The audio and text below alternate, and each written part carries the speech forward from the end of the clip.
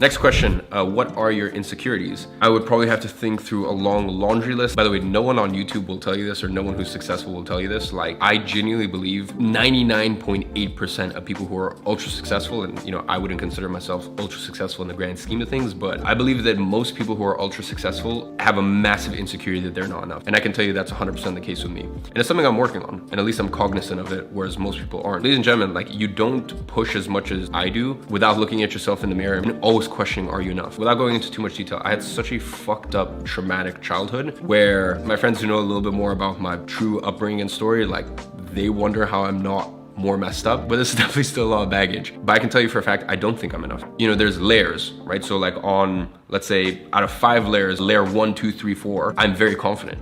Day-to-day interaction, I'm very confident. I'm very happy just to be the quiet person at the table, not draw much attention to myself, etc., etc. But I can tell you deep down inside, layer 5, and this is what most people will never become cognizant of, I 100% look at myself and don't think I'm enough. And as I said, that stems from a lot of things from my childhood. I mean, I'll tell you, I don't think I've ever said this publicly. I had really like late and bad separation anxiety. When you're like 2 years old or something, or like as a baby, you get a bit of that separation anxiety. Like, I had it to a point where I think it only stopped when I was like 8 years old. It would be to the point where me and my mom would go, let's say we'd go somewhere, and she would go to the women's bathroom. Obviously, I'd go to a boys' bathroom or men's bathroom, and I would come out, and if she took more than 3 minutes, I genuinely in my mind thought she was crawling out of a bathroom window to leave me. Like, that's how bad my abandonment issues were, or that's how low my sense of worth was because of myriad of different things that happened to me growing up. That's how low my perceived sense of self was. And I can tell you for a fact, I'm so proud of where I was and where I've gotten to, but there's so much further to go. And as I said, there's some things in my life, for example, there's a lot of guys who go to the gym, and they go to the gym and they're working out and they look at themselves in the mirror and they're like, maybe I'm enough now. Maybe, I'll be loved by a woman or this, that. Like, I'm not like that at all. Like, I'll be honest, guys, I go to the gym just because I enjoy it. Like, I like being in good shape. Some guys, when they walk past themselves in the mirror, they look at themselves and they're like, they derive a sense of self from it. I personally don't. And I think that's very healthy because I'm in great shape. And it's just, I do it because I enjoy doing it. And I think that's a very healthy way to go about things. It's like, you're still competitive. You still want to be the best. I still want to be in incredible shape, but I don't do it because I feel like I fundamentally will love myself more if I'm in better shape. But then I look at success and business in that area of my life, or for example, women and conquest in that area of my life,